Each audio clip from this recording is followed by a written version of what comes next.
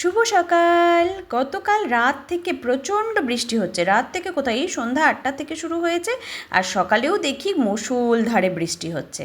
বৈশাখ মাসটা বেশ ভালোই কাটলো, বৃষ্টিতেই কেটে গেল। খুব একটা যে গরম সেটা একদমই পড়েনি। আজ থেকে পড়লো পয়লা জ্যৈষ্ঠ, আর আজ হলো ফলহারিণী অমাবস্যা।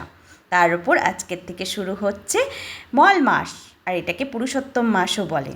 মল মাস কথার অর্থ হলো যে মাসে দুটি অমাবস্যা পড়ে। আজ পয়লা জ্যৈষ্ঠ, আজ হলো ফলহারিণী অমাবস্যা, আর এই মাসের ঠিক শেষ দিনটাও পড়েছে অমাবস্যা। আর এই ফলহারিণী অমাবস্যায় তারাপীঠ, মা ভবতারিণী মন্দির, কালীঘাট, বিভিন্ন মায়ের মন্দিরে মাকে বিভিন্ন ধরনের মরশুমি ফল দিয়ে পুজো দেওয়া হয়।